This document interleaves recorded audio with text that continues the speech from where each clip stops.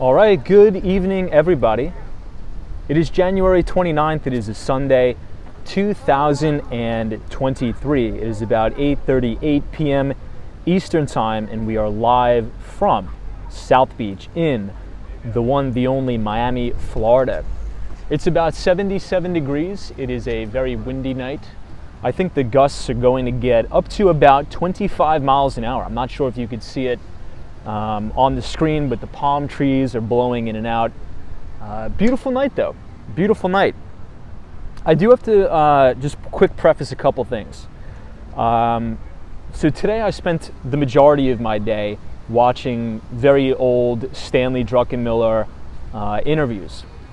And I was thinking to myself, I was taking some notes here, and I want to talk about, and we'll do this throughout the stream tonight, but one of the main things that I've noticed as a commonality through the majority of these interviews that Stanley Druckenmiller was in is the main focus on liquidity. And for those of you who don't know, Stanley Druckenmiller is probably widely regarded as one of the greatest investors of all time. Now, you could probably group him into a bunch with Paul Tudor Jones and George Soros. If you think about intermediate term trend traders, which is sort of the style that I like to consider myself in. I'm obviously not as successful as those gentlemen, maybe one day, but I think the emphasis on liquidity is paramount here. And if you think about, one of the things that Stan Druckenmiller was talking about is if you look at all of the major stock market crashes, or I should say crises, of the past, it all have revolved around a liquidity event or a lack thereof. So we're going to talk about the M2 money supply tonight on the live stream, and I think that is going to be appropriate because this week is a very, very important week on Wall Street, because we are going to hear from the Federal Reserve, the conclusion of the FOMC meeting. We are going to hear from Federal Reserve Chairman Jerome Powell. And if you look at the futures market, futures are pricing in about a 90% probability of a 25 basis point rate hike. I think it's coming up on February 2nd, which should bring the Fed funds rate to about 4.75%. So we'll talk about that. We'll talk about the Federal Reserve monetary policy. Also, a very big week of corporate earnings. Huge week. I think we have Apple reporting on February 2nd. We are also going to have a lot of semiconductor companies. I think NXP Semiconductor is going to report tomorrow. And then on Tuesday, we will hear from Advanced Micro Devices, ticker symbol AMD. And guys, it's already February. Can you believe that? January has come and gone. So a lot to talk about. But without further ado, let's take a quick peek at futures. I think futures just opened a couple minutes ago. If we take a look at the S&P 500 E-mini futures contract, ticker symbol ES, we're down fractionally about 8 points. I'd probably call that about flat. If we look at the NQ, which is the NASDAQ 100 futures contract, we're down about 32 points. And then last but not least, YM, which is the E-mini Dow futures contract, we are down about 50 points. Let's take a look at crude oil futures. Everybody, we are trading at about $80, up about a point. And we are also trading above the 50-day moving average. We are going to be walking up towards, here's what I think we'll do. We'll walk up Ocean Avenue, which we're here now. We'll make a left, we'll go all the way to Collins Avenue, and then we will end probably around 7th Street. So allow me a second to put away my laptop, and we will get started. Hopefully everybody had a fantastic weekend. I see Brian in the chat, Schuler, Shatoya Davis, Vinny Castellano, Nicole, Richard Vogel, Susan Wolin, Carol Reevy, Aaron Frazier, what's up? 45 is here, Jenny Trickett, Hal T16, Otto, Gigi NYC, Ron Young is here, what's up? Good to see you, Ron. Vinny Castellano, Gigi NYC, Gary Carpenter, Wendy England, and the one and only Hawaii. Good to see you. All right, let me go ahead and close my laptop. Very windy night. Let me know if the audio is coming in good, because it is quite windy, so we may have some, I don't know, maybe slight audio issues, who knows.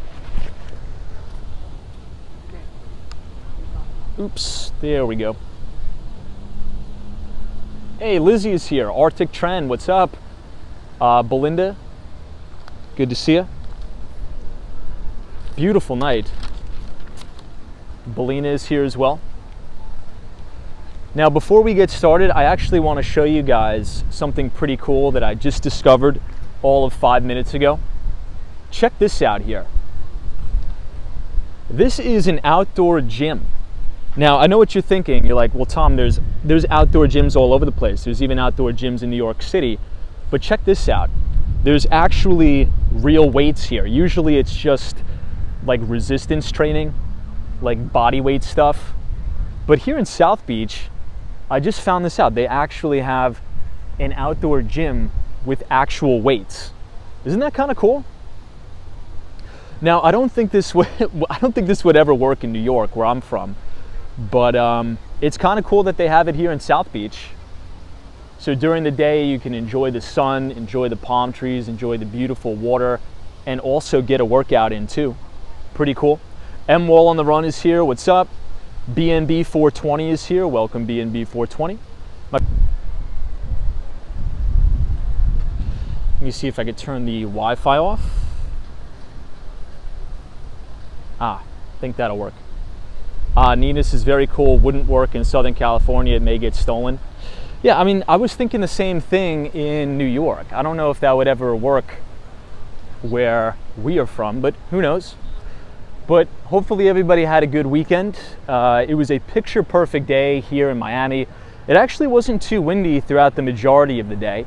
Funny enough, you know, at the very beginning of the stream, I told you guys I was spending the majority of the day listening to old Stanley Druckenmiller interviews, but I actually did look at a couple more places. I actually went to an open house in North Miami.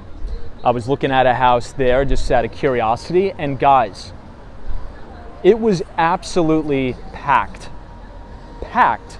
Now, we've been talking about the housing market a lot, and we've been getting a lot of questions and conversation in the chat about, hey, I'm a first-time home buyer. Would you recommend buying now? Would you recommend holding tight? Do you think the housing market or home prices are going to go down?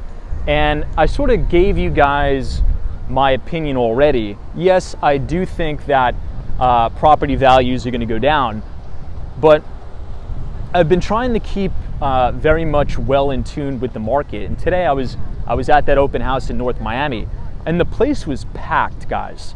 Like really, really packed. It was a 3-bedroom, 2-bathroom home with an efficiency. So sort of, I don't want to say like it was like a little shed in the backyard, but it had like a bedroom. It had a miniature sort of Florida room. ABX Girl, do they have actual weights though in Van Cortlandt Park? If they do, that's pretty awesome. I never knew that. Day's Work is here. Says, what's up, Tom? Good to see you back in the Magic City. Day's Work, thank you so much. Yeah, it's kind of cool to be back in South Beach, checking out all of the amazing Art Deco buildings. Now, we saw many of these yesterday, but I think it'll be cool to check them out again tonight. I've noticed it's been very windy the last few nights. I think the past 3 nights in Southern Florida have been extremely, extremely windy. Hey, Julia M is here. Says, hey, all.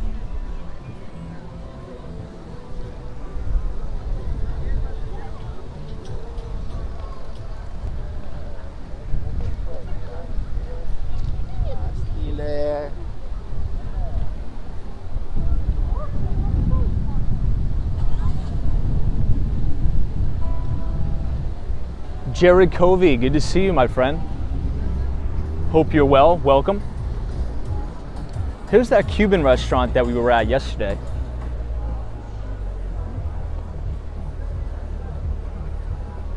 Mike, what's up? Net Gallo, welcome.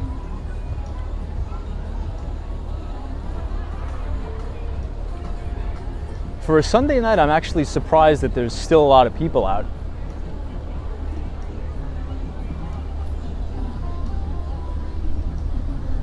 This is the Beacon Hotel. Hey Nina, this is Tom and team. Southern California is raining again, very chilly. Turn back from golfing, can't golf in the rain.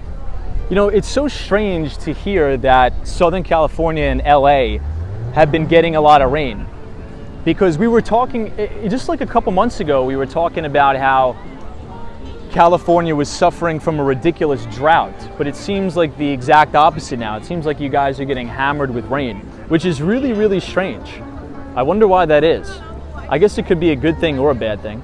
Joe Driver, what's up? This is Tom and team. Good evening. What's up, Joe? Welcome. Corey Baker says, how are you, Tom? Good to see you. I am doing very, very well. Richard Vogel says, Tom, have you golfed in this Miami trip? Not this trip. But I do plan to golf. Now, there's two particular golf courses that I really like, one of which is the Miami Beach golf course, and I think you guys already know which one is my favorite. It is the Normandy Shores or Normandy Isles golf course. It's a private community, so there's homes all around the golf course. Very, very excited to golf.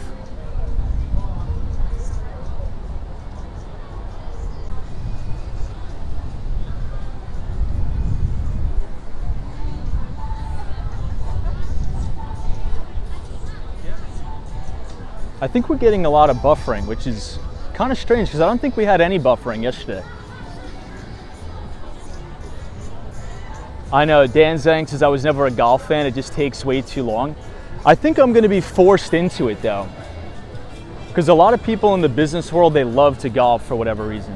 So I think I'm going to be forced into it. Dan Zhang, any predictions for this week? Big week of corporate earnings. Now tomorrow we start off with a very important company that's reporting earnings is NXP Semiconductors. They're going to report after the bell. And on Tuesday we are going to hear from AMD. Now the reason why I think this is super, super important is not necessarily the earnings report in and of itself, but the forward guidance. Right? So if we think about all of the major drivers of the economy, of all the new innovative and disruptive growth, they all require semiconductors, they all require chips. So if AMD reports a pretty decent quarter, but they give very lax and horrible forward guidance, that's bad news for the broader economy and the broader global economy as well. Now, another thing I'm interested in seeing is the continuation, hopefully the continuation of the reshoring of a lot of the semiconductor manufacturing capacity.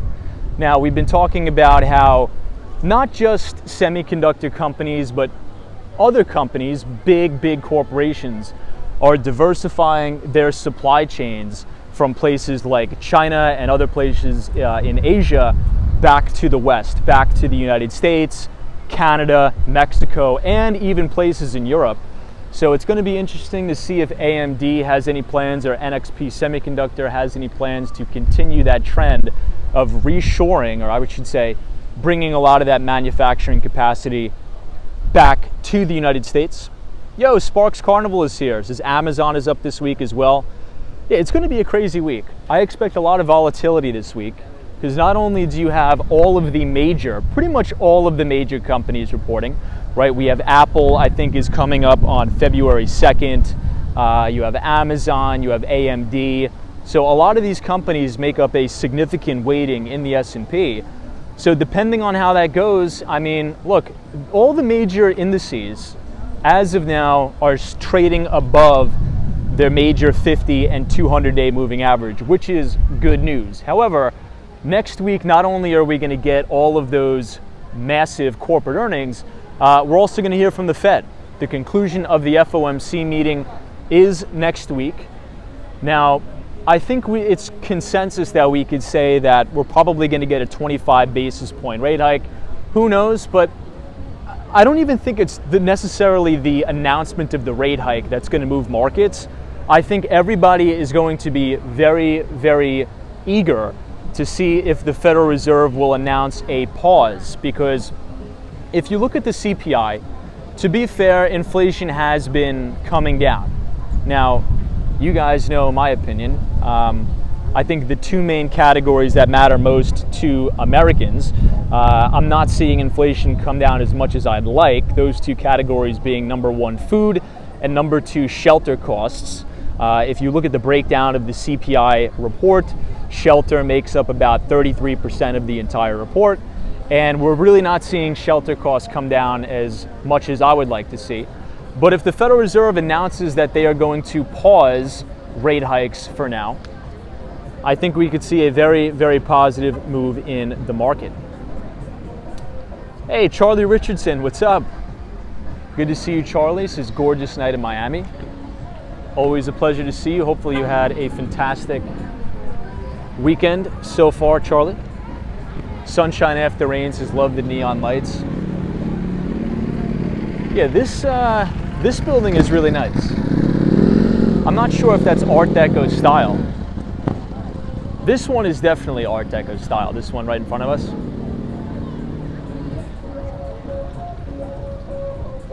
Hey, Drew H says China starts a bull run from weeks of Lunar New Year holiday.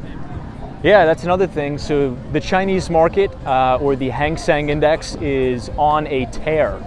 Now, here's what I'd actually expect over the next month in a lot of these China names. I'd actually expect a lot of them to correct.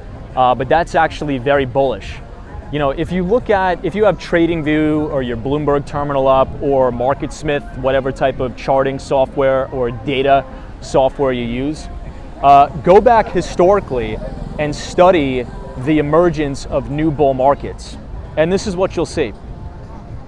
Usually at the start of major bull markets, the indices or major equity indices tend to get very, very far extended above their major moving averages at first. So you could have, 20% extension above the 50, 30% extension above the 200, and that'd be very, very normal. And what we probably should see is maybe some of the major names like Alibaba, Pinduoduo, correct back down to those major moving averages, and then I think that may be a good spot to add to those positions. Hey, Dutchman is here, says Tom, good evening. Happy Sunday from Phoenix, Arizona. What's up, Dutchman? Thank you for joining us. Nina says, agree with you, Tom, from last night's comments. Next week is going to be crazier. Lots happening at the same time. Look at all the bikers.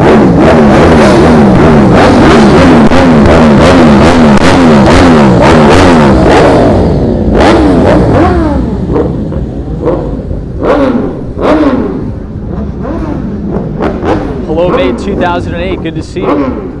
David Individuals is Tesla expanding domestically, Toyota battery plant opening, semiconductor factories, passenger jet factories. The future is bright if we have more babies. Yeah, population decline is a very, very significant worry. Now, didn't China announce that they had population decline for the first time ever? I think that was announced this week, which is very concerning. I like how all these palm trees are lit up here.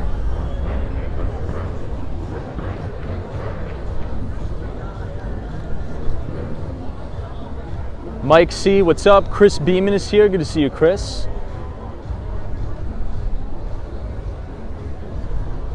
Keith, good to see you. It's just obnoxious bikers. I don't really like loud noises. I think you guys know that about me. I think that's why I'm attracted to a lot of the Teslas, because it's super, super quiet. I just hate loud noises in general.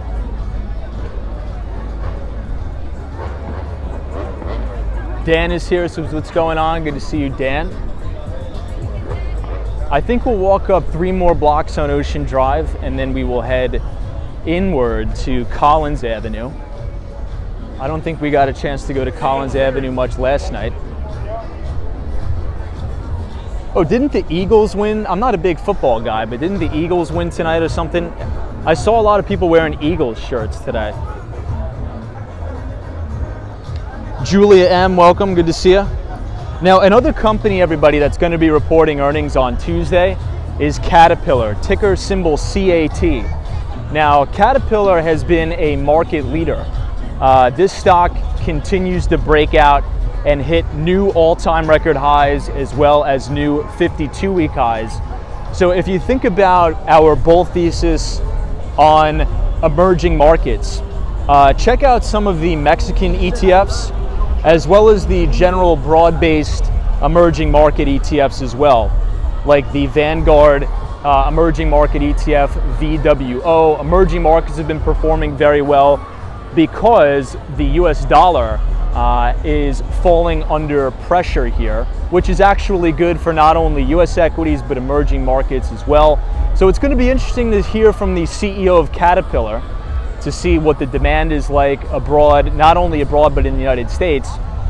As we continue our conversation about China, it's going to be interesting to hear on that earnings call the new orders coming out of the China region as it relates to Caterpillar. China finally stopped their crazy zero COVID policy, which was a disaster.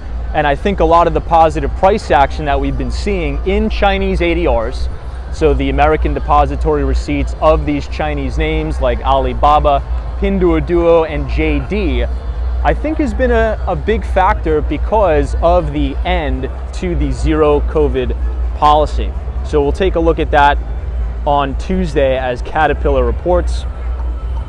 Hey, Sean Art, what's up? Good to see you.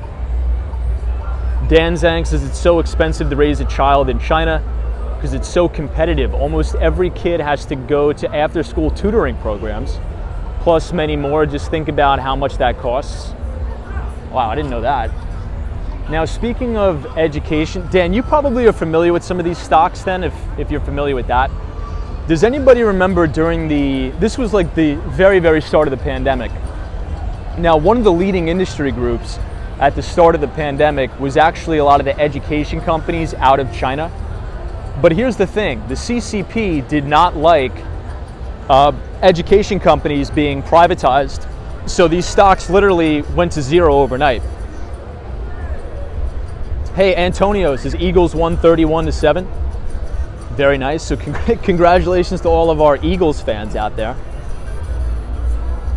Kunar Bars here. What's up? Says young people are not making kids. That is true, and it's very unfortunate.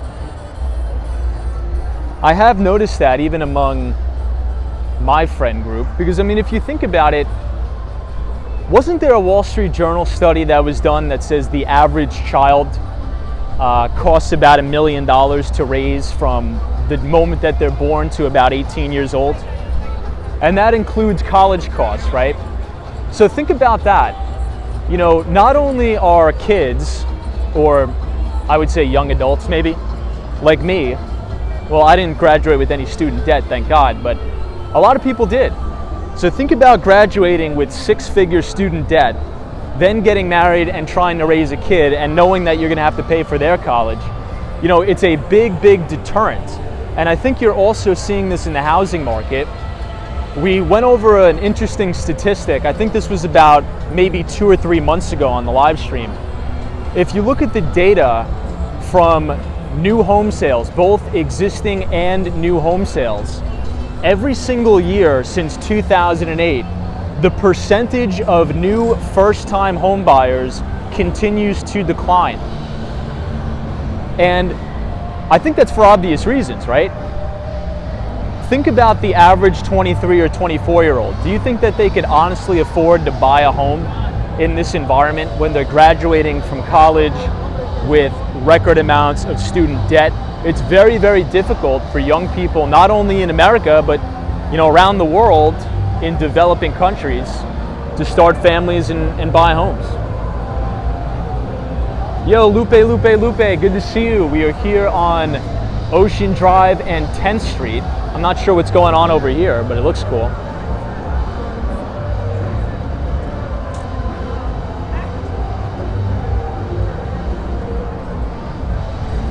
Lots of people out tonight.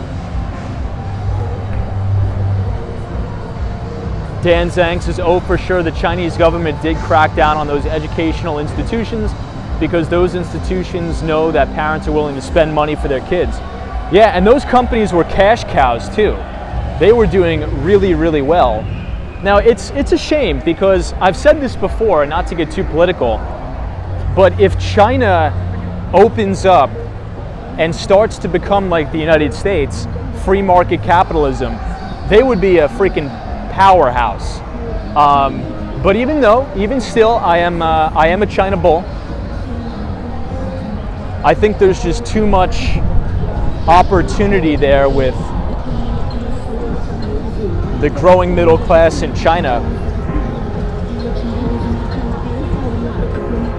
Hey, GGMYC says that explains why people are having less and less kids, especially at 20s and 30s. I don't blame them. Hey, Tim in Michigan is here, says just joined. Why not watching the NFL playoff games? I'm not a big football fan. I didn't even know that the NFL was having playoffs.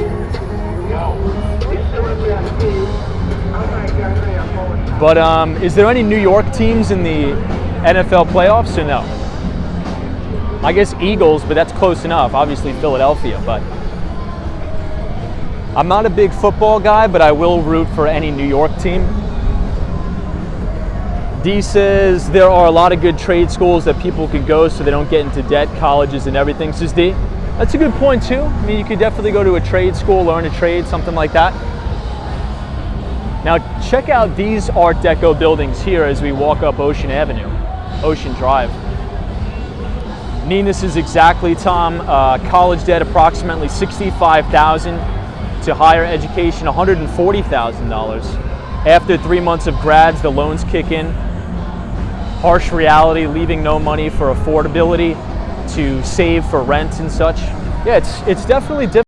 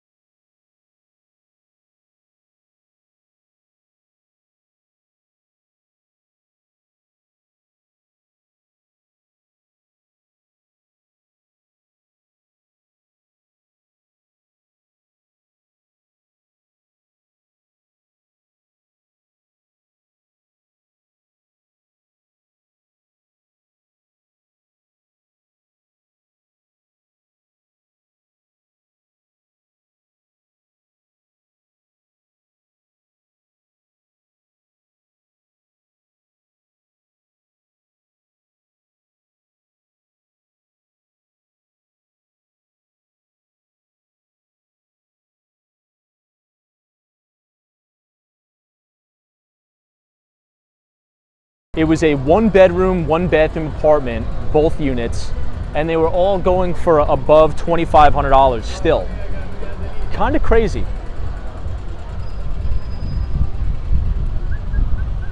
War Walker, I'd be curious to see how much your rent was when you lived here.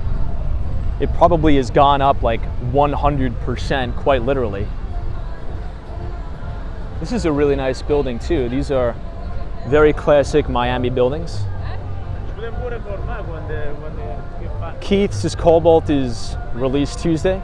Cobalt Red. I'll have to pre-order it off Amazon.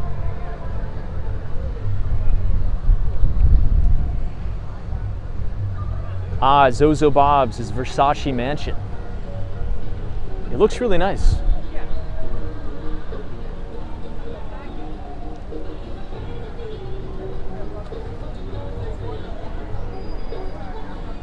All right, let's continue to walk up. You guys can see just how windy it is. Look at the palm trees. Hopefully the mic is doing its job in reducing a lot of that wind noise. Wow, War Walkers, the rent at the time was $425 for an efficiency. Jeez. You know, War Walker, I was at an open house today in North Miami, and it was packed. Absolutely packed. And in the backyard, they did have an efficiency unit, and they were marketing it where you could use it for a short-term rental or Airbnb. Here we have Hotel Victor.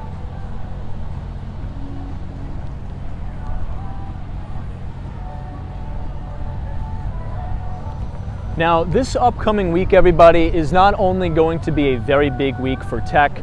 We talked about how Amazon is going to report, also Apple will report. Now, here's one of the main things I'm looking for in Apple's earnings report. Now, we talked about this last night, but I think it's appropriate to say it one more time.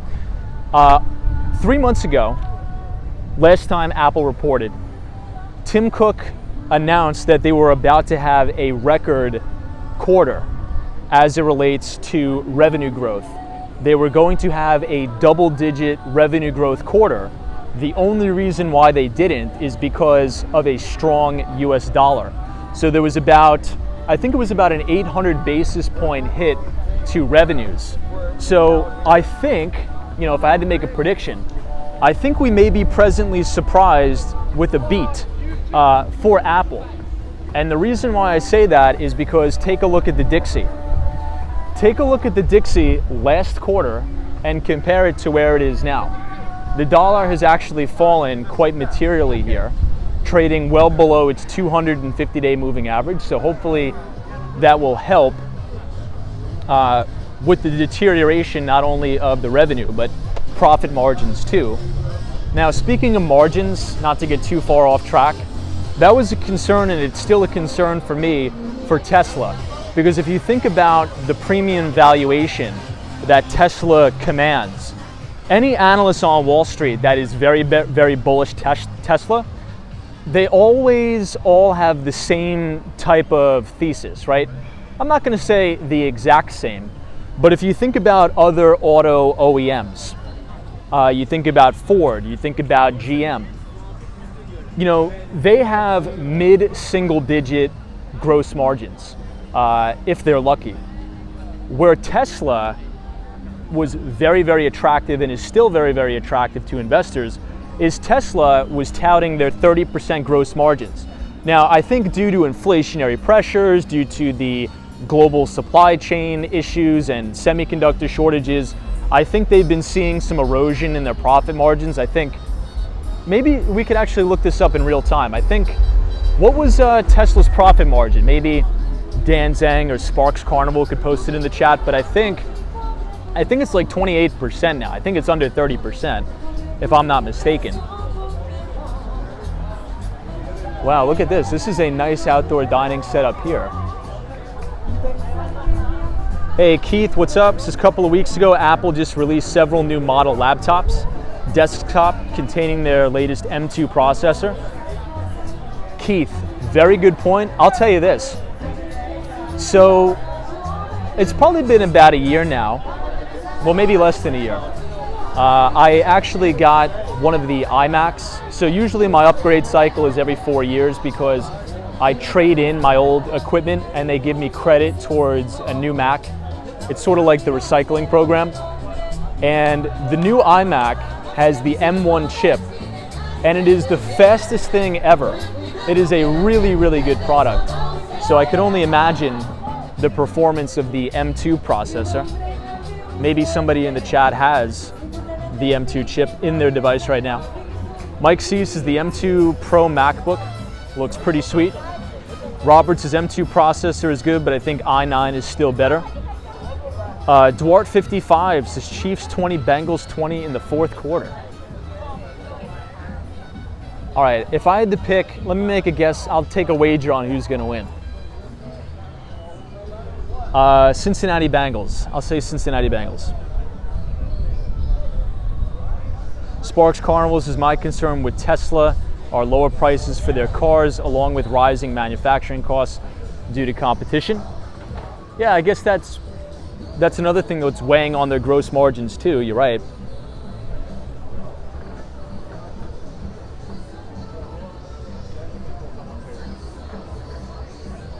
Mac Lover says, I love the new iMac. It's really fast computer and great value. Yeah, the iMac is great. Now the new iMacs are so light. Does anybody have one of those? In comparison to the previous generations, it's like night and day. It's almost just like having a huge iPad on your desk.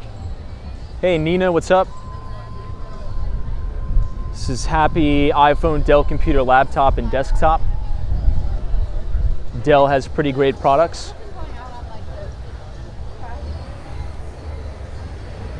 Billy, this is Tom. Did you see that Goldman Sachs article on home prices falling 25% in San Jose, San Diego, Austin, and Phoenix? I think tech layoffs and immigration might be a part of it. So I did see that. So Goldman Sachs is predicting about a 25% decline in those specific markets.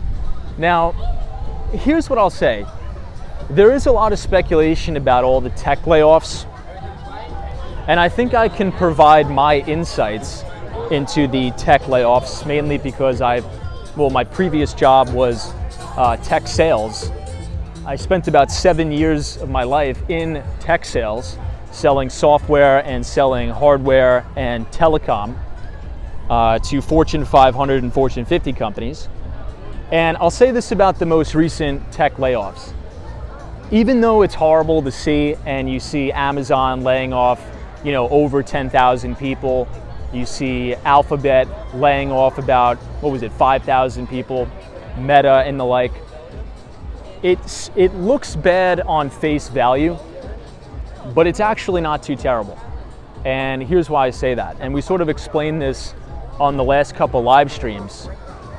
But if you look at the growth in employees, especially at a company like Meta, just over the last 2 years, the majority of their employee growth happened over the last 2 years because of the increased demand due to the pandemic. Everybody extremely rapidly trying to adapt to a remote working situation, right? So chances are if you worked at any type of tech company like Microsoft, Amazon, Alphabet, I would say the main companies who have exposure to cloud computing, right? Or SD-WAN. Because if you think about, just very quickly, if you think about a traditional MPLS network that is required for people to work and communicate on premise, when the pandemic happened, everybody, pretty much overnight, had to adapt to have their employees access internal networks remotely, right?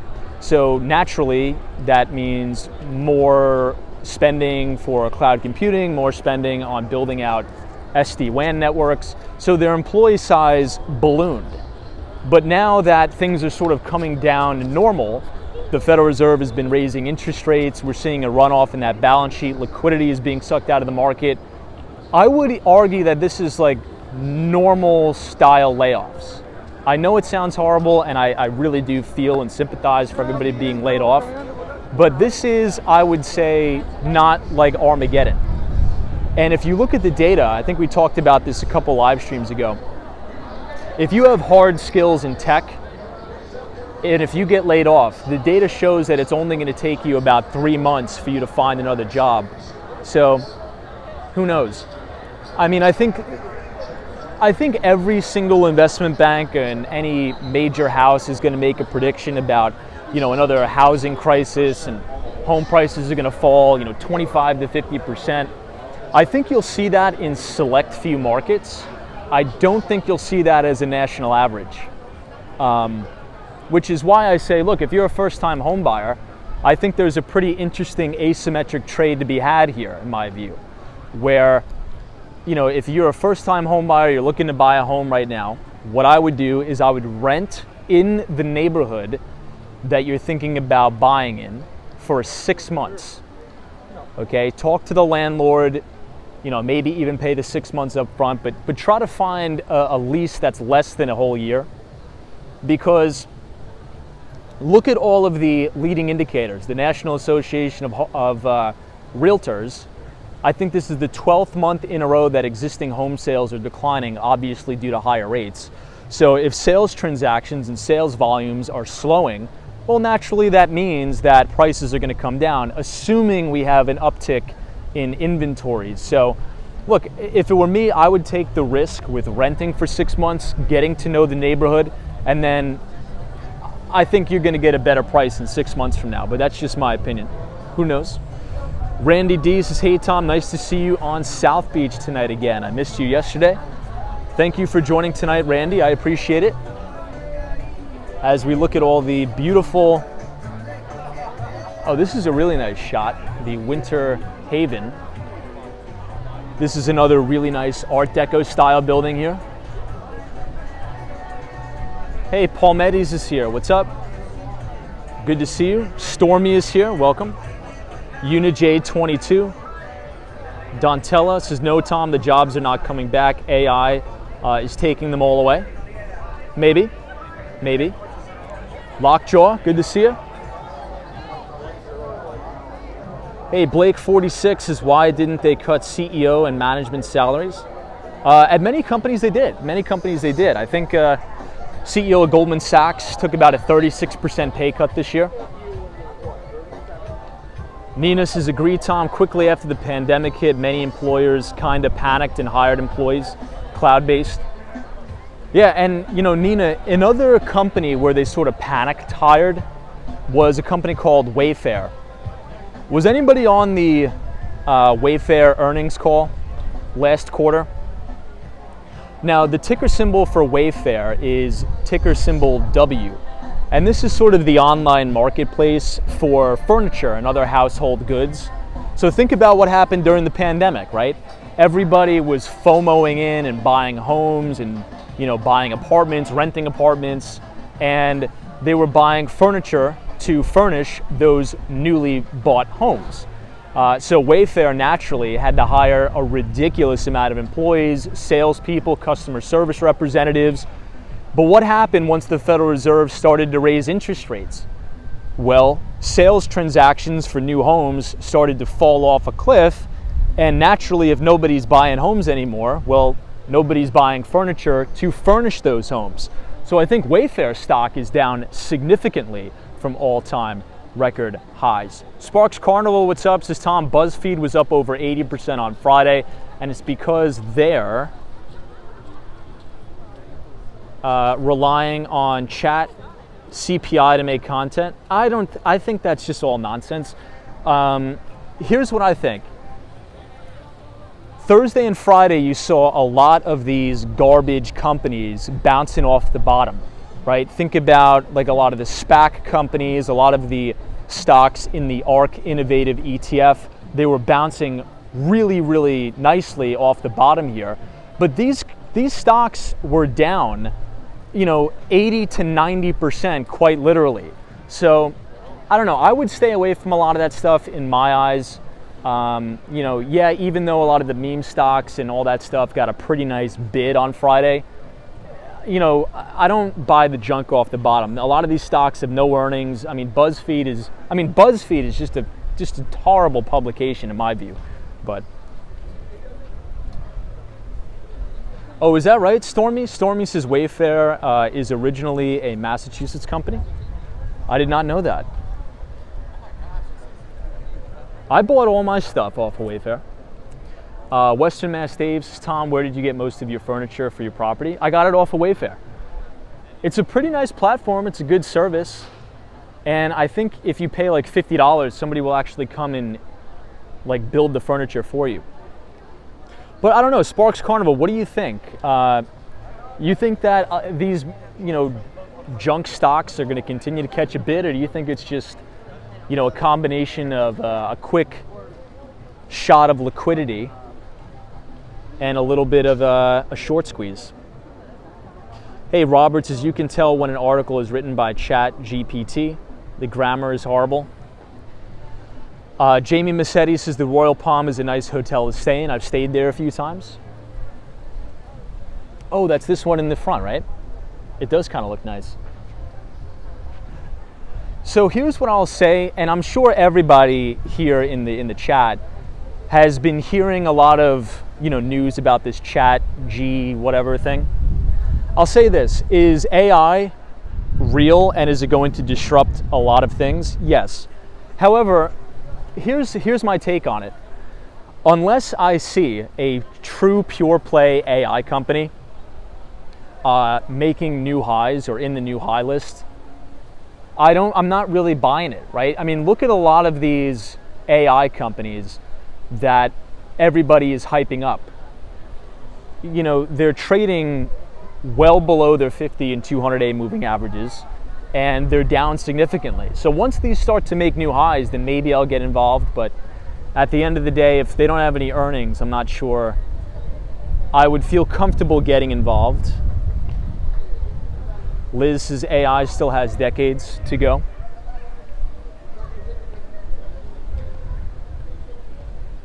Oh, this is really nice too, the Betsy Ross here. Julia M says Google is really the only AI in town. I think Google, Microsoft, Tesla, I would even say. Tesla has, now here's why I like Tesla. I'm not talking about, you know, go to buy the stock or something, but if you think about Tesla as a company, can you name one other auto OEM that has more data than Tesla? Now think about all of the data that Tesla collects every day from their vehicles. And every single day that they collect new data, their autonomous driving and their self-driving just gets better and better and better. It learns every day. So, hey, touring different places this year. What's up? Good to see you. Thanks for being here. E. Smith says Microsoft has invested $10 billion in OpenAI. I did see that. I saw that, yeah. Sparks Carnival says Palantir is up 17.6%. I think Palantir is absolute garbage. Now, I don't care if the company is so great. The thing has gotten bombed, and a lot of retail investors and a lot of retail traders are caught in that thing. I'd stay far, far away from that. That thing is an absolute dog. Hey, James Tigers says junk stocks have always been around. They can move up very big, but they all seem to come back down. Very risky. Now, speaking of junk stocks, let's quickly talk about junk bonds for a moment. Now, have you guys noticed that this move up in U.S. equities has been corroborated by a big bid in the junk bond market? Now, take a look at ticker symbol JNK. That is the Bloomberg High Yield Bond Index, or the junk bonds. And junk bonds have actually been catching a pretty nice bid here, and that signals that the market has an appetite for risk.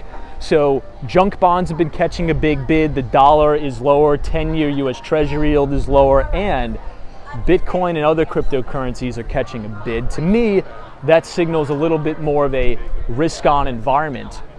So we'll see if it can last in the next week. We'll see. I think as of recording this video, Bitcoin is now at 23,000, isn't it? Where is Bitcoin trading at right now? I think it broke 23,000 this weekend. Did it not? We'll get out of the street here because I think there's an emergency vehicle behind me. Hey, the ABX girl, thank you for joining us tonight, and I'm wishing you a successful week ahead.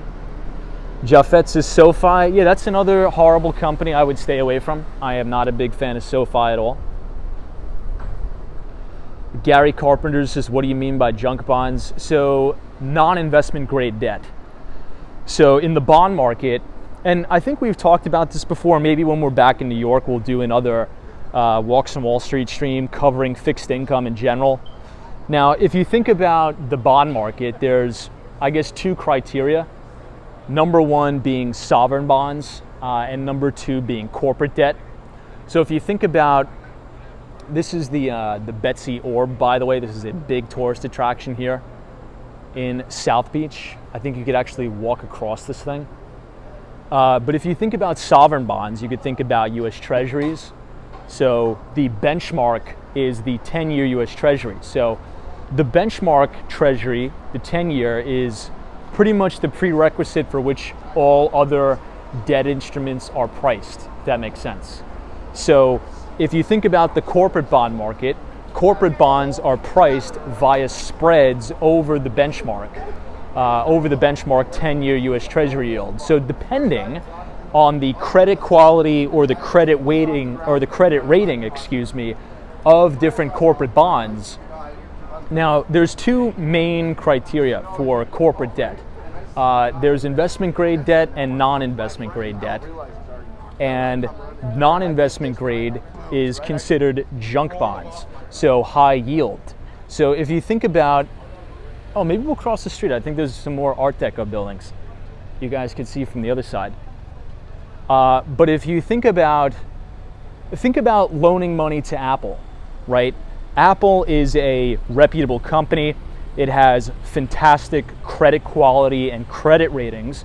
So Apple can borrow money significantly cheaper than, say, Bed Bath & Beyond, right? I think it's actually a pretty interesting exercise. If you want to look at, Bed Bath & Beyond or Coinbase corporate bonds, you'll see that they trade at an incredibly high yield or a pretty high spread over the benchmark, if that makes sense. So sometimes traders can use corporate debt as a proxy for how people view the economy or the health of different companies, if that makes sense. I know. Keith is like, at today's prices, you got to grab that egg. Hilarious. Now, these are all interesting, I guess, kind of hotels along Collins Avenue.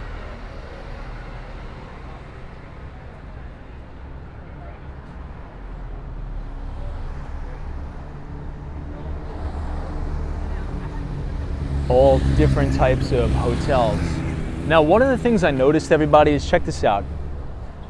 Obviously, there's a lot of Art Deco buildings, but they're tearing a lot of them down and building newer style modern buildings, which I'm not particularly a fan of. Let me see if I can try to zoom up on it a little bit. But you see, that's kind of sad. And I think, for obvious reasons, over the next couple of years, you're going to start to see more of these beautiful Art Deco buildings like this one torn down, and put in its place are going to be these new modern style buildings. Blake 46's Bed Bath & Beyond is bankrupt. Yeah, I think did they file last week? I think they may have filed last week. But yeah, I think JP Morgan was a big debt issuer for Bed Bath & Beyond. So Jamie Dimon's probably not going to be too happy. Wow, this place is really nice. Hey, Richard Vogel says eggs were $4.99 a dozen at Trader Joe's. Wow.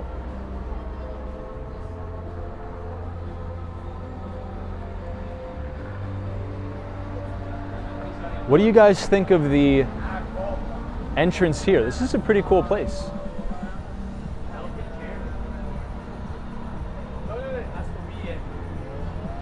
Zozo Bob says, Tom, Art Deco hotels are protected and can't be torn down unless functionally obsolete. Well, do you think they'll probably make an argument like the developers will say, you know, especially after what happened at Surfside, right?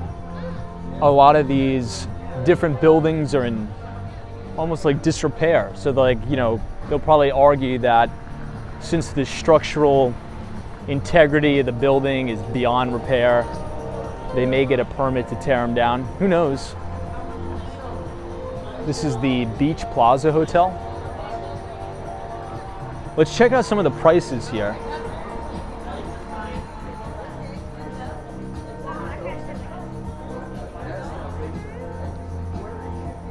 The crab cake is 22 bucks. Grilled octopus is 22 bucks. Hey, Sunshine NYC, what's up? Sunshine, we got to get you down here to Miami, Florida. Yeah, Points Travelers looks pretty quiet tonight. Yeah. Things are quieting down here for the Sunday night. Thankfully, last night was wild. Last night was crazy. I kind of like it quiet though. I think you guys know me. I'm not a big partier. That would be what they would say to me. You good?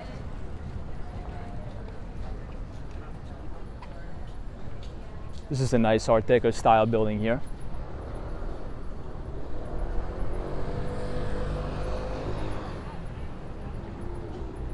Sally is here, Sunshine After Rain, welcome.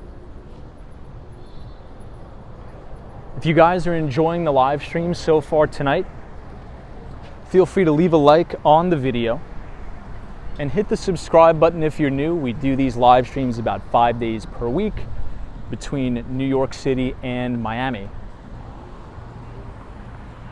Well, the building we were just looking at, the menu, looks really nice from across the street. This is another gorgeous Art Deco style. Points Travelers like Tom's not hitting up the club scene. Yeah, nah, not really.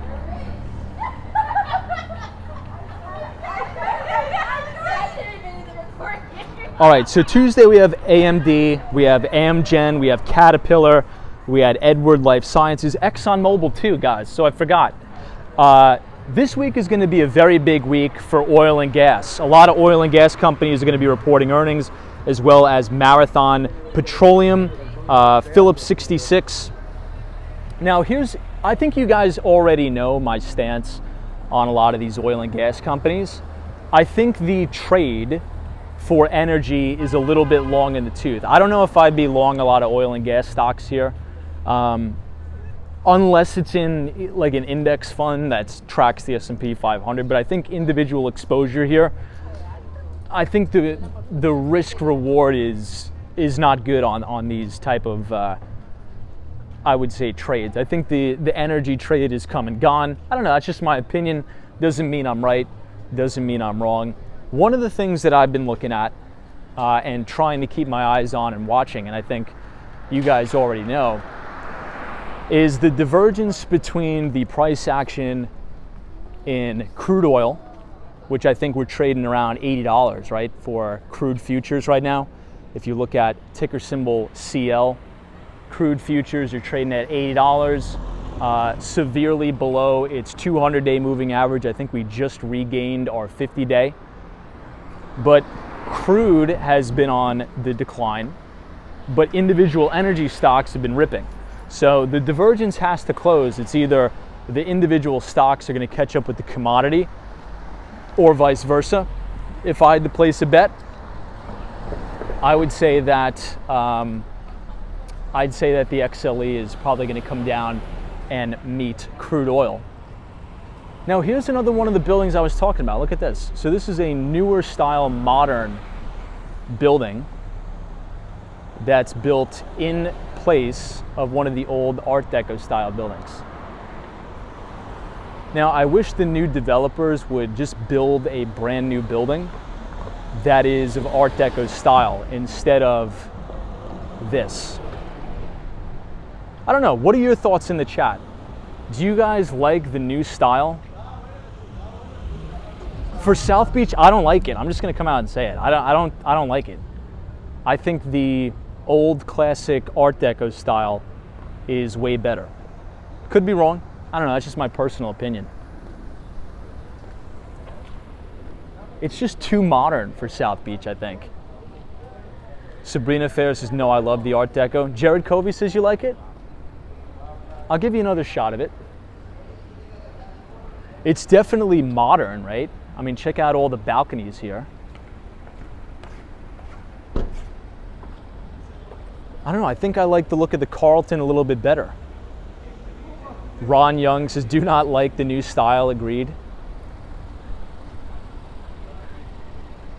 I guess it just depends on your preference. I guess I shouldn't say I don't like the new style. What I should say is, I think South Beach is so iconic for its Art Deco like this, that as these buildings get older, developers are obviously going to come in here and build more modern style. And I would much rather have them just try to recreate the old Art Deco style. I don't know. It's sort of like what we have going on in New York City. Every single new building is this super skinny, super tall, all glass building. It just doesn't really have any character like these buildings have. Jamie says you don't like it, especially the balconies. Interesting. Okay, Zozo Bob says Art Deco district is only 1 square mile, so many buildings outside of it can be replaced. Michelle K is here. Good to see you, Michelle. I know, Sunshine NYC, it does look out of place.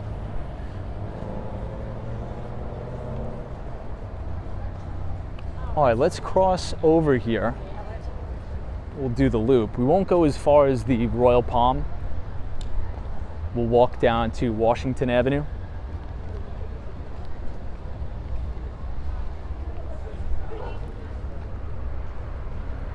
A says, what investments do you recommend for people with low income? So I don't recommend any investments, but here's what I'll say. If you have a low income, you don't have a problem with investing money. You shouldn't be focused on investing money. You should be focused on increasing your income. And that means getting a job that pays well.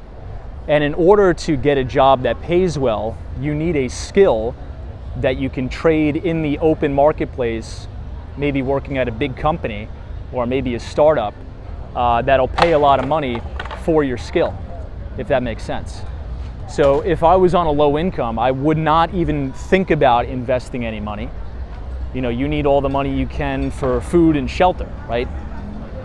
Your number one priority should be to increase your income, because your income earning potential is your bread and butter. It's your number one.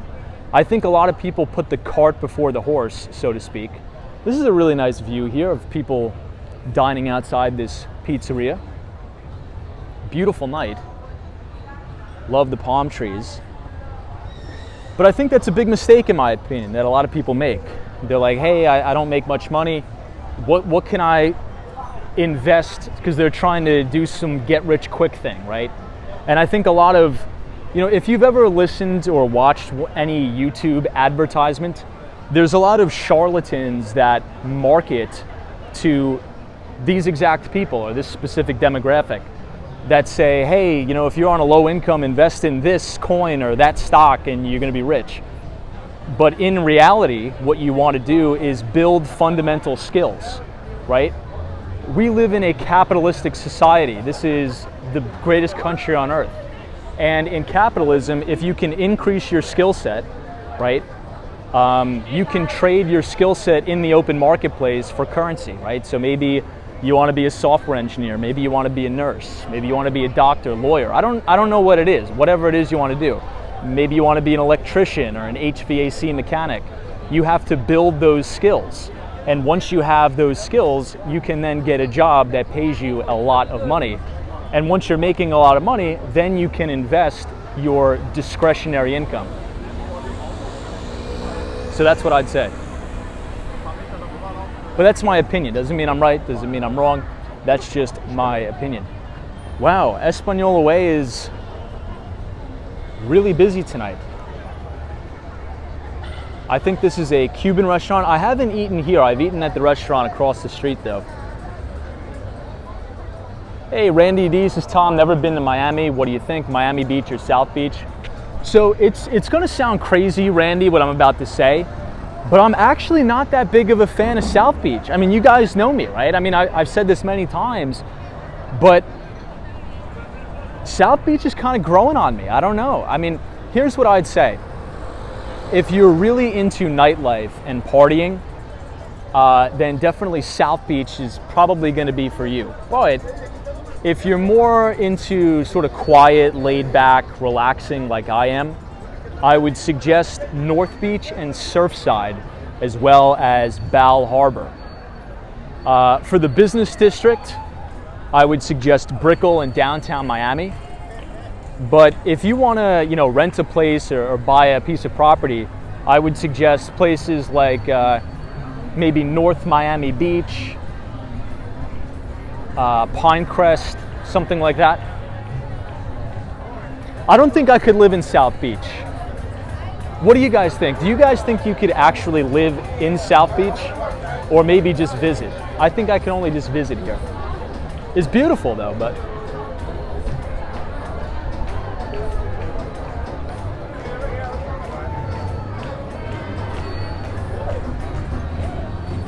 all right, here we are, Washington Avenue. We are outside of the very famous Cuban restaurant, Havana 1957.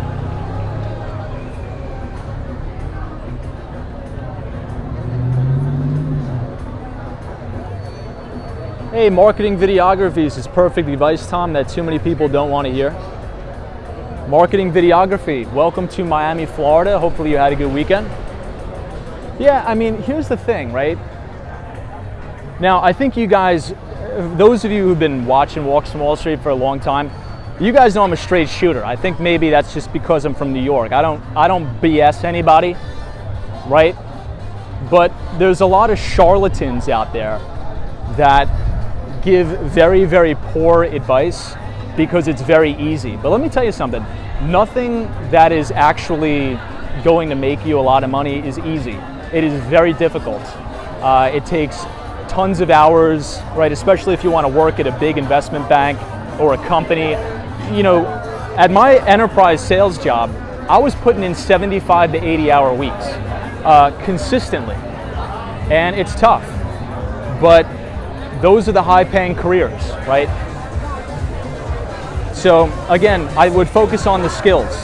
Focus on hard skills, trade them for increasing your income, and then investing your discretionary income. Hey, Andy is here from South Korea. What's up? Good to see you, Andy. Hopefully it's not too cold in Korea. I think this is a gelato place here.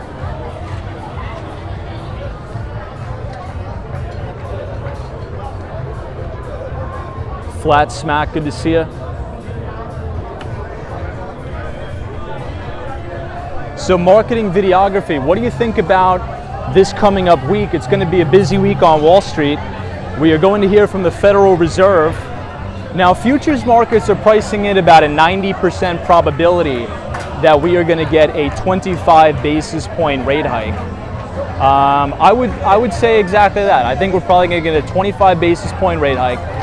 But I think the market is really looking for if the Fed is going to pause after this. And I don't think the Fed's going to pause. I think the Fed is going to continue to hike, but in lower increments. I don't know, what do you guys think? Hey, Lauren Perkins says hello, Walks from Wall Street. Good to see you, Lauren. Definitely a lot of people out tonight.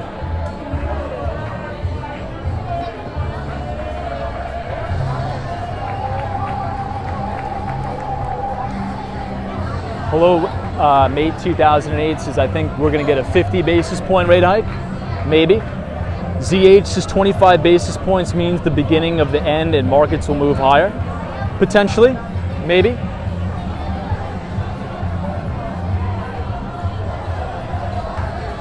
Lawrence is my first time watching your videos. Well, thank you for being here and thank you for watching. Check out the moon tonight too.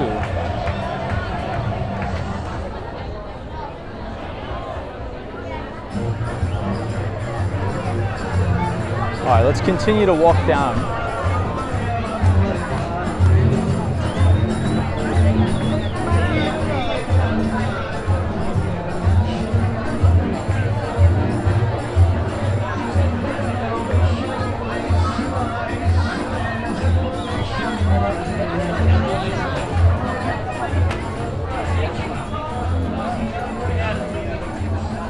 Wow, the inside of this restaurant looks really nice.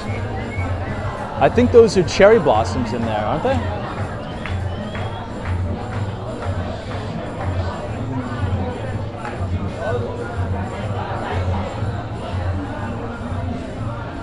JC Trades is World War III this week. You know, I'm actually pretty concerned about that too. And I haven't really been talking about it on the channel for obvious reasons, because it's going to make the chat go ridiculous. But I don't know. I'm a little nervous, because if the United States is sending these M1 Abrams tanks, if Germany is sending weapons, I mean, isn't that? And then we claim that we're not at war with Russia. Like, how does that work? Just because our troops aren't on the ground there actually fighting means that we're not at war? I don't know. It's concerning to me. It's concerning. I mean, if I was Vladimir Putin, and he's obviously not stupid, he knows that the United States is providing all of this high-tech military equipment. I mean, I would say we're at war. I mean, didn't somebody from Germany at the Economic Forum say that they are already at war with Russia? Now, maybe that could be a potential black swan event. I mean, hopefully not, but I mean, maybe some sort of event in Ukraine is maybe what will spark the massive waterfall sell-off in the S&P. Who knows?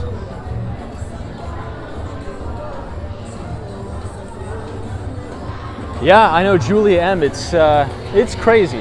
I mean, look, I'm no expert on foreign policy, but this one is kind of creeping me out a little bit. I'm not gonna lie. Look at the architecture on this building. It's really nice. Love the balconies here. Hey, Christopher Dowers, it's Good Sunday. What's up? Pineapple Waters is Relaxed Tom. Every country has sent tanks. They have been using them from France and England already, and Putin has the humans to waste, but not the equipment. Yeah, again, I mean, I don't know. Look at this.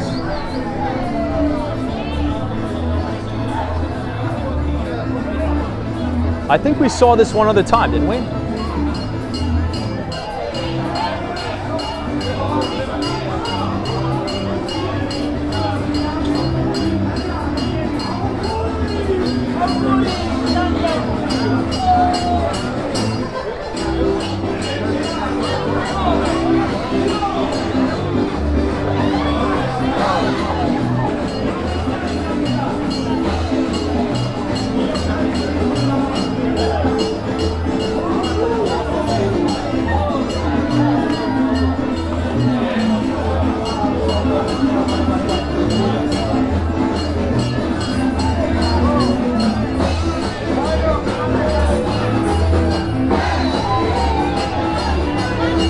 Someone says, Tom, did you relocate to Miami? Are you relaxing? I have a place down here.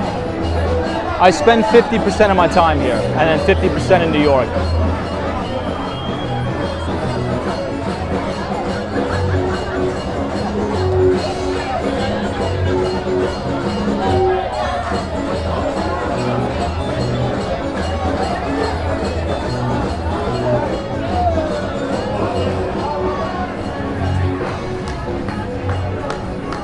I really like the inside of this restaurant here.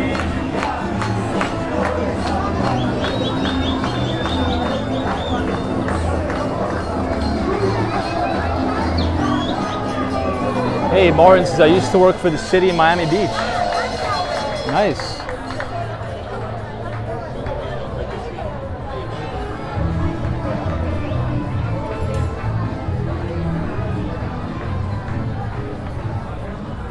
for a Sunday, it's pretty packed.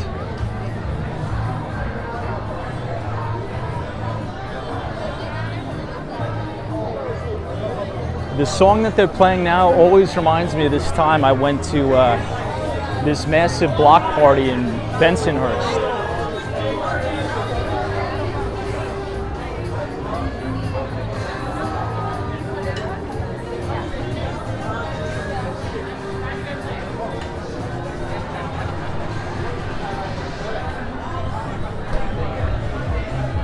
Pineapple water, says Uncle Sam, says you must spend 51%.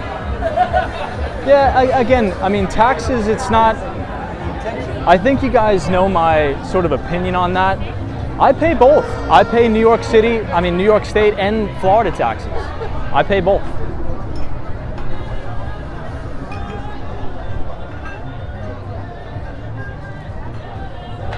Now, if you have a business and you're selling products and you do business in different states, you have to pay taxes in those states. It's not like you could just evade all the taxes. I think a lot of people have that misconception. You got to pay your taxes in both states that you operate in, assuming you do business in both of those states.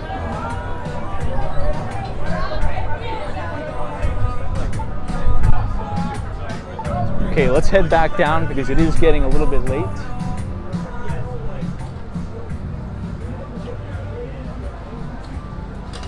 We won't cross. We'll go down 2 more. I think this is one of those Lambo SUVs.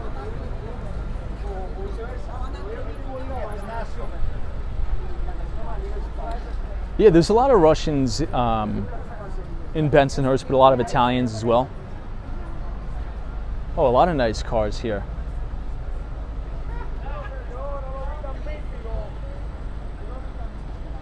So maybe somebody who's familiar with football can key me in on this. So who's in the playoffs? So how does this work now? So the Eagles, is this like the Final Four or something? Yeah, pineapple water, I do have the homestead exemption because it is technically my primary residence, so I do. But my property taxes are ridiculous here. Now, not as crazy as they would have been in Long Island. So here's a comparison. If I bought a house on the island, let's just say Nassau County, where I was looking at, my property taxes would be over 12, maybe even 15. Here they're like, I just paid it too. What was it? I think it was like 7, maybe 7.1. 7,100, which is a lot, but it's better than paying 15. Running at altitude says Eagles will play the winners of Chiefs and the Bengals in the Super Bowl. So the Bengals, somebody said in the chat that they were playing right now.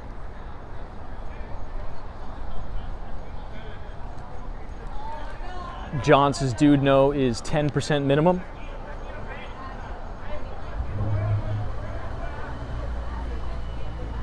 Oh, I'm talking about 1,000. So when I say 10, I mean 10,000. So a house on Long Island, I think we'll cross here, right? We have the light, might as well. Yeah, probably like 15, maybe 20. If you want to live in a good neighborhood like Massapequa Park, something like that. Maybe Merrick. Those are all nice towns.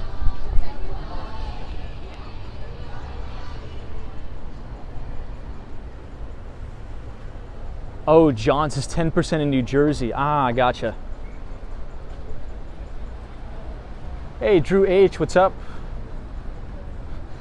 Yeah, Subway is,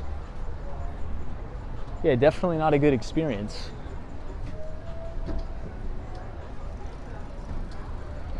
All right, team, what else we got? We covered a lot.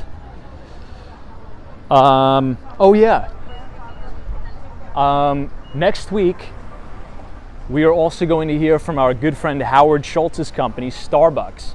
Now, here's why I'm interested in Starbucks' earnings report. I'll tell you why. Well, number one, let's just go into some technicals here. Starbucks is actually leading, a leading stock, trading at a 52-week high. I think it's about maybe 10% off of an all-time record high, I think.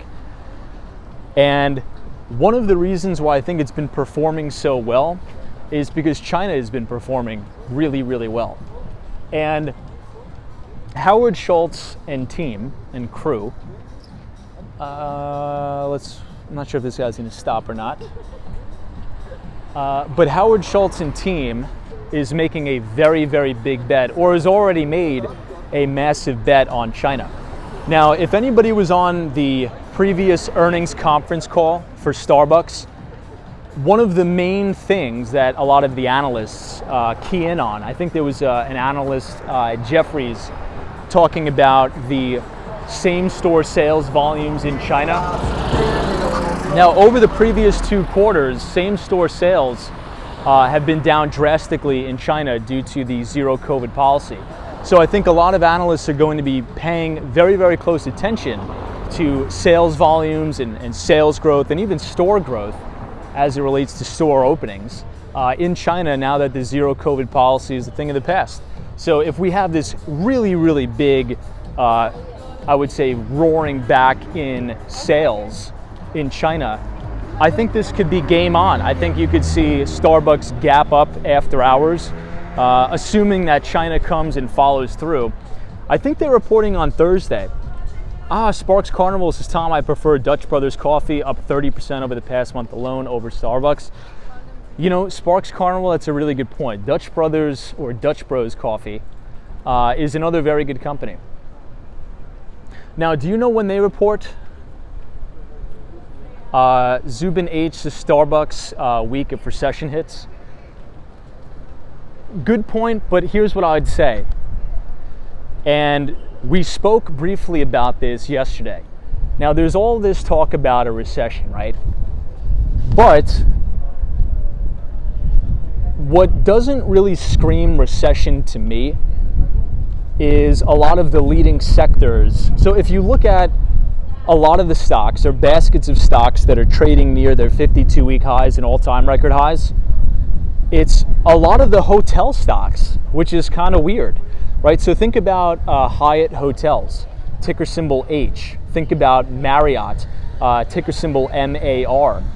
Hyatt, I think, is trading at a new all-time record high, and Marriott, I think, is at a 52-week high. I think it's trading about 10% below an all-time record high. But how come a lot of hospitality is performing very well, and luxury brands like LVMH and the like? A lot of makeup brands and cosmetics brands are performing really, really well if we are in such a drastic and horrible recession.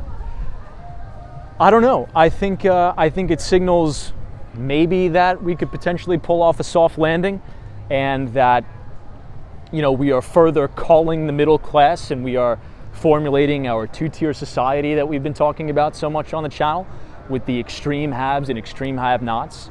I mean, just think about, you know, the anecdotal data we saw yesterday and today. A lot of the restaurants here in South Beach are packed on a Sunday night.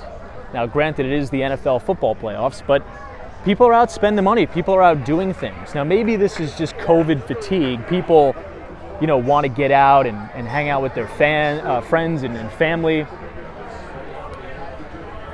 I don't know. What do you guys think?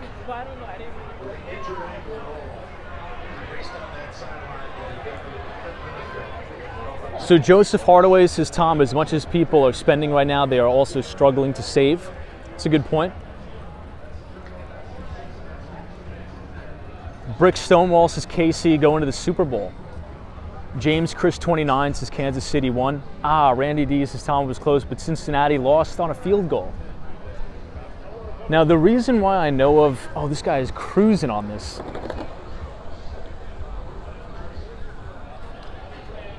Now, the reason why I know of Cincinnati Bengals is because of the quarterback. I think they have a very famous quarterback.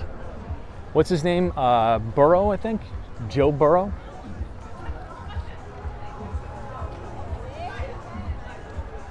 Angie H says, is it fear mongering from the media? Well, I think maybe it's a contrarian style thinking, right? Because, I mean, think about it like this. I read the Wall Street Journal almost every day, and a lot of times you can find you can develop a lot of contrarian thinking by reading a lot of mainstream publications, right? So if you picked up a copy of the Wall Street Journal over the weekend or even any time last week, you know, one of the main things that you would have read is everybody's getting laid off, tech is going to hell, and the housing market's going to crash. But if we think back to what I said at the very, very beginning of this live stream, that I spent the majority of this weekend watching old Stanley Druckenmiller interviews, the number one thing he always talks about is the trend. He's like, don't concern yourself too much with what the news is. Look at the trend. What is the market telling you? You know, what is the market direction, right?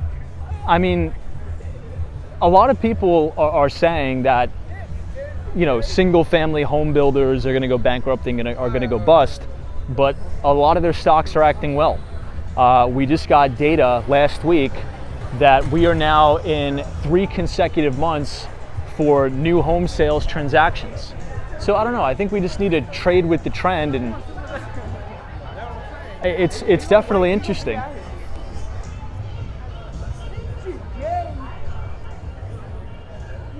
So okay. Joe Burrow, I believe, is right for the quarterback for the Bengals.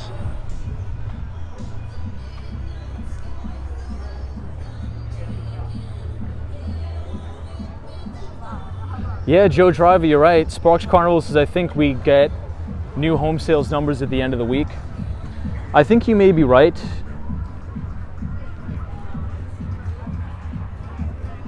I think we also get non-farm payroll numbers too, don't we?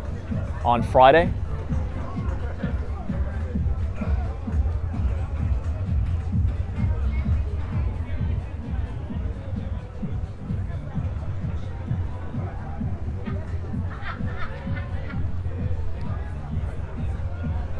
Zubin H. This is the only talking heads I listen to are Jeremy Siegel and Kevin O'Leary. Josh Brown is good too. Now here's my, I think I told you guys already what my main concern is for the equity market. And it's that we didn't have a major capitulation event. Now maybe it's coming, maybe it's not. I don't think it necessarily has to happen, but I posted this on Twitter. If you follow me, if you want to check it out, at Walks Wall Street. But the cryptocurrency markets, and the reason why I'm bringing it up is because Kevin O'Leary was brought up in the chat.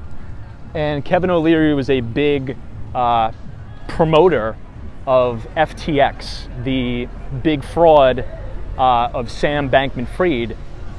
And that's actually a positive for the cryptocurrency markets as a whole, is to flush out a lot of the nefarious actors and have these big blow-ups. So there was 3 distinct, I would say, capitulation events in the cryptocurrency environment. Number 1 being the FTX scandal. I love these palm trees here all lit up. Number 2 being the Terra Luna Ponzi scheme that blew up. And number 3 was the big hedge fund 3 Arrows Capital that imploded subsequently as a result of the Terra Luna disaster. Now that is very reminiscent of behavior at major market bottoms, but we haven't really had anything like that in the equity market. We haven't had a big hedge fund blow up. We haven't had a big, insurance company go under. Maybe it's coming, maybe it's not. But I think maybe the closest thing we could get to say of a big capitulation event in equities is just growth stocks have been just obliterated, right? I mean, look at the Cathie Wood ARK funds. They were down about 90%. I actually think that, those type of ETFs will probably go sideways to up over the next year. I think you could see a lot of base building there, and I think there could be some bargains to be had there, assuming that these companies somehow find a way to profitability I think they'll probably build bases and actually go up, but that's my main concern. We really haven't had a big capitulation event yet. Hey, Lauren Perkins, thank you so much for joining and subscribing to the channel. I appreciate it very much, and hopefully we will see you back on Walks on Wall Street again. Cindy Foley says, Tom, I wanted the Cincinnati Bengals to win. I did too, because I know that guy's name. That's pretty much the only reason. Look at this guy on the balcony, man. It's a nice balcony. What was this place called again, guys? I think you said it before. Versace something? Versace Mansion?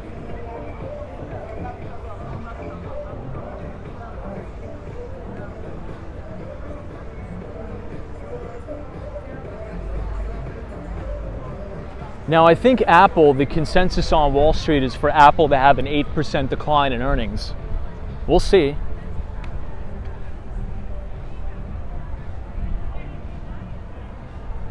Stormy says, I can't stand the crypto spammers. You know where the crypto spamming is really, really bad, unfortunately, but it's actually gotten, I don't know, I'd say it's gotten a little better. I don't want to say significantly better, but on Twitter, I mean, if you noticed, very seldom do I post charts anymore of Bitcoin, because anytime I do, my comments are just flooded with these like spam bots. They're like, join this Telegram or join this Discord for a trading bot. It's just freaking crazy. And you know, unfortunately, a lot of fraudsters have been attracted to the industry in general. But you look on any post on Twitter that is related to the cryptocurrency markets, to your point, almost 90% of it are these like bots. They're not even real people. Hey, Kanar Bar, thank you so much.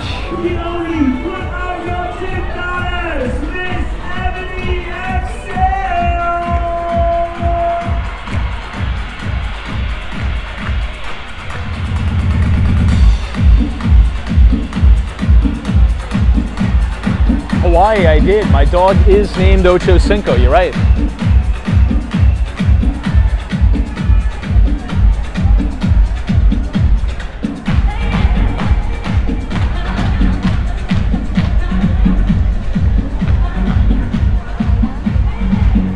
My favorite palm trees coming up are the ones all the way down there, though.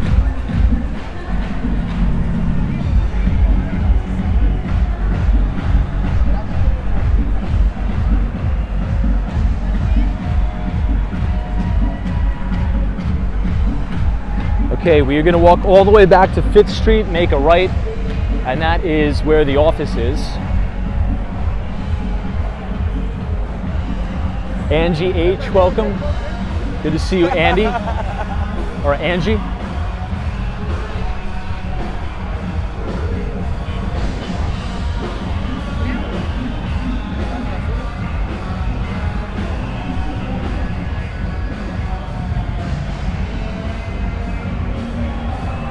Oh yeah, Brian, you're right. Those crypto bots are just as notorious as the ones that used to spam our chat.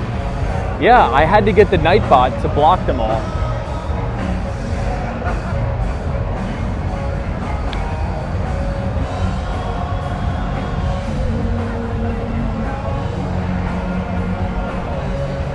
Hey, FredX, what's up, man?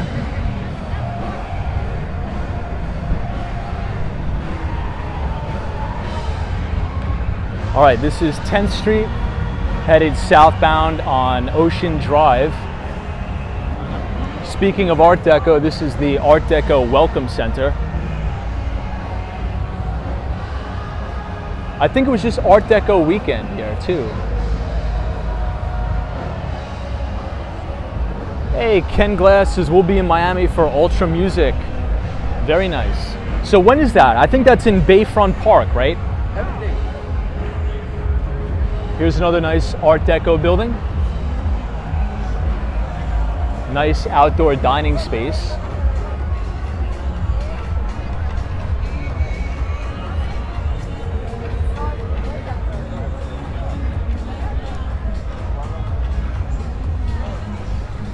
Sparks Carnival says love Ultra Music Festival. I think we were live streaming it last year, or live streaming around the area.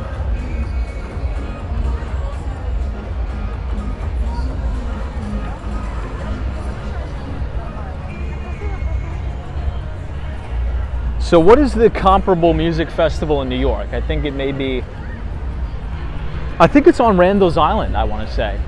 Something like Electric Zoo. I'm not a big rave guy, I've never been to one, but. All right, here we have Breakwater.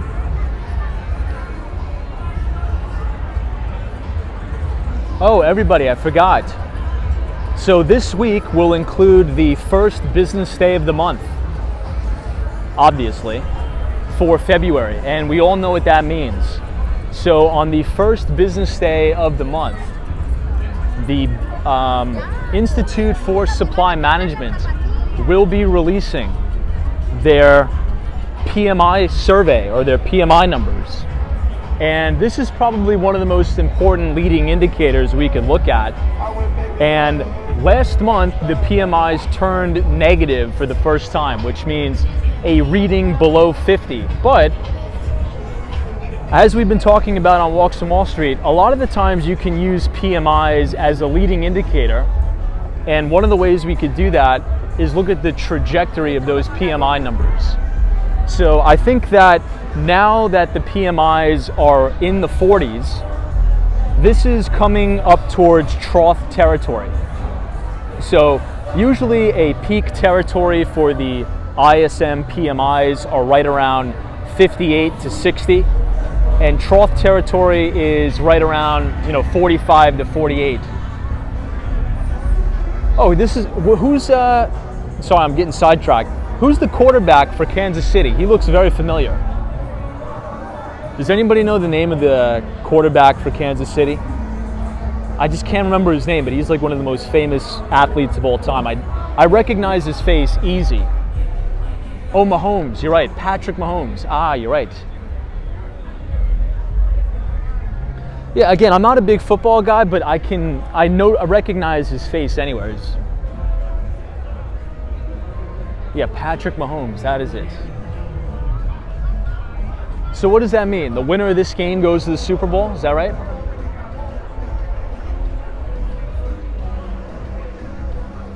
So we'll focus on that. So February 1st, Institute for Supply Management will be releasing their PMI numbers.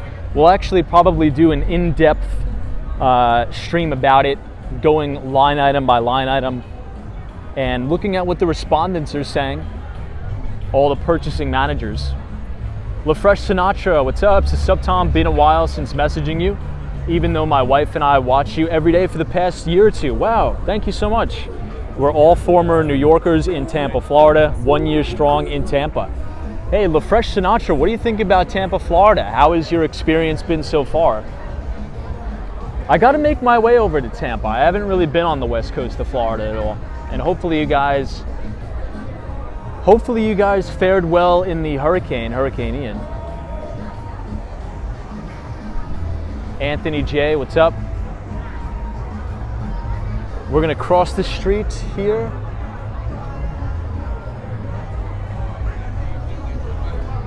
Hey, Bernard Conte says, good evening, Tom, from the Arctic cold Wisconsin. Oh my God, 11 degrees. Makes me want to move to beautiful Miami. Dude, you gotta come to Miami, man. You definitely have an open invitation here. Today, I think, was 83 degrees, bright sunshine. And now I think it's 77 and a little bit windy. So it feels, I don't know, right around 75. So not quite as cold as where you guys are. Let's just say that.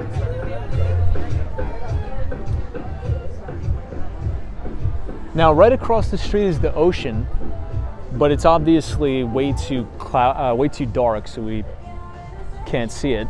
I think one of these days, hopefully in the summer, I can get you guys on the water.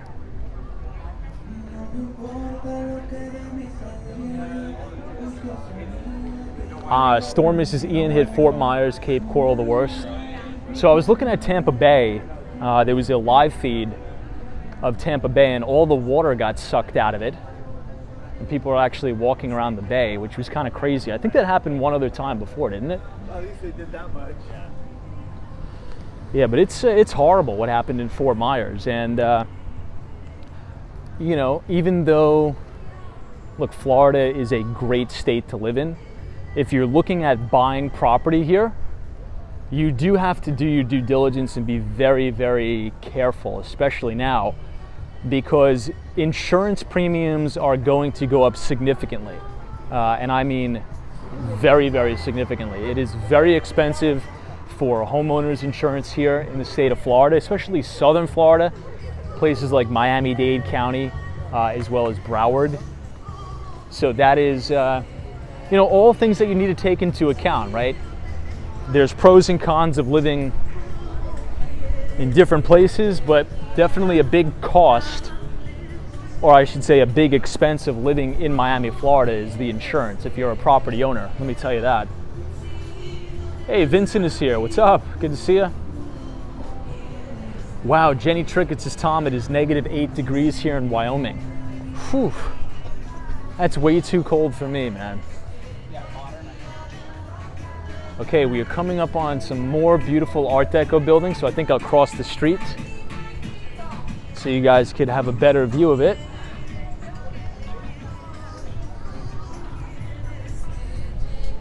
It's such a nice night out, guys. I wish you could experience being here with me. Look at the palm trees blowing in the breeze. It's gorgeous.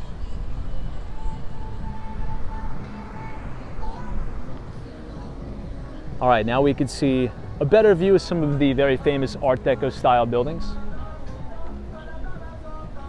LaFresh Sinatra says, hey Tom, thanks for the reply. Yes sir, Tampa has been pretty good so far. Everything is fine.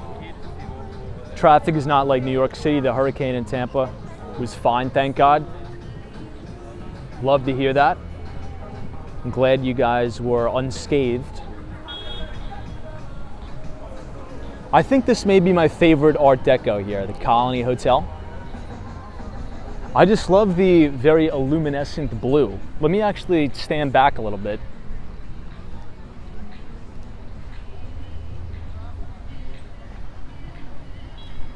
Now, I don't know about you guys, but for some reason when I wake up in the morning and just look at the palm trees, like, you guys know I'm a New Yorker. It just, being here, it just, I don't understand, I can't explain it.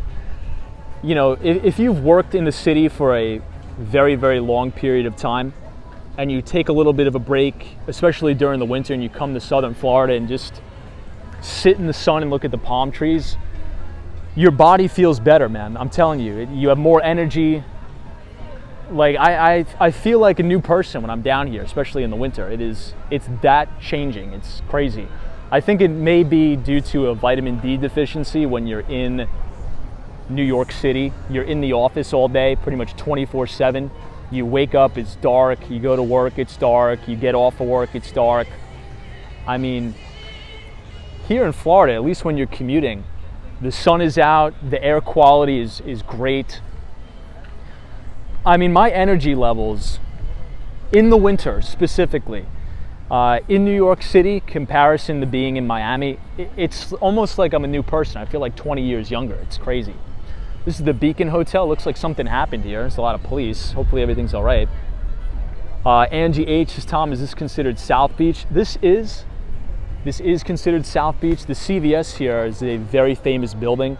If anybody's watched the mafia movie Scarface, I think they actually filmed a scene right here on the stairs.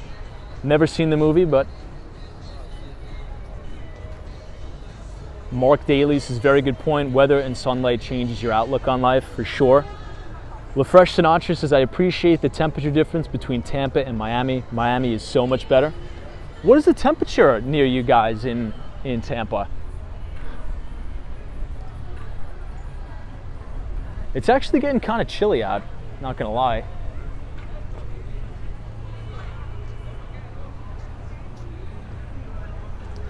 Sparks Carnival, I heard about that too. CVS and Walgreens recently announced they are closing pharmacies earlier due to a pharmacist shortage.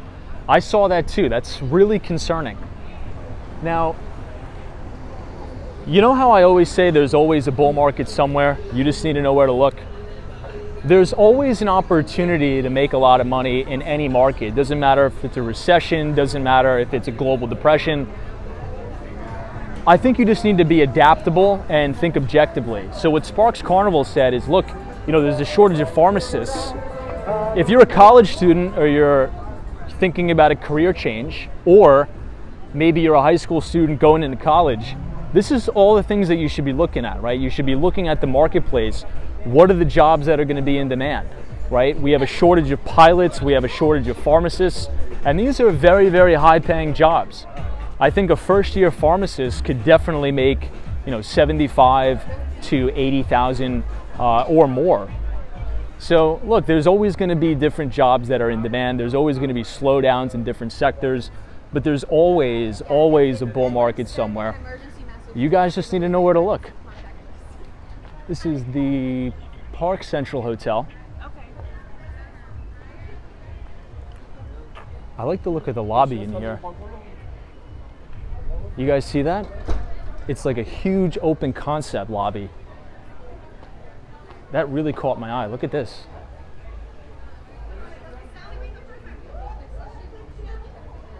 That's gorgeous lobby.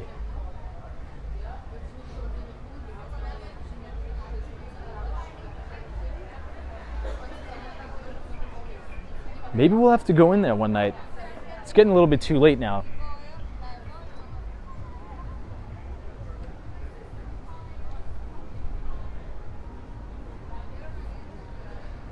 Yeah, I know, Hawaii, right? I wonder what the average room night is here in South Beach. I'm not too sure, actually. Now, I'd imagine this is like peak, I would say, snowbird and tourist season, for obvious reasons, especially for New Yorkers, people from Boston or the Northeast in general, even Canada. So I would assume if you're planning a vacation to Florida or South Beach, Miami-Dade, Fort Lauderdale, it's probably going to be more expensive for a hotel room. I would say between maybe November and March. It's probably going to get a little bit more affordable in the summer, obviously.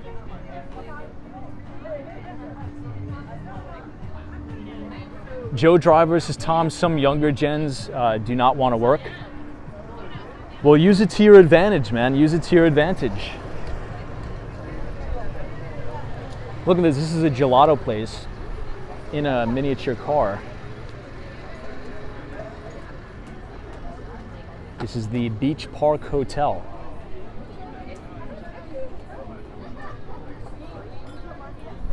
I mean, that's how I think about it, right? That's been another narrative. A lot of people are like, hey, the younger generation, Gen Z, they don't want to work or this and that. That's fine. Use it to your advantage, If that's true and if that's what you believe, well, then that means less competition for you, right? So if you're a savage and you can go out there and really blow it out of the water, this means more business for you. I mean, that's the way I would think about it. Oh, the average daily hotel room is $350. That's ridiculously expensive. $350 a night, wow.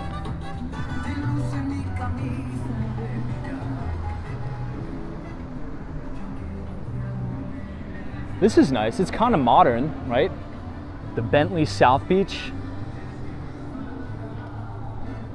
Look at that moon. That moon is gorgeous. It's like I think that's a half moon, maybe.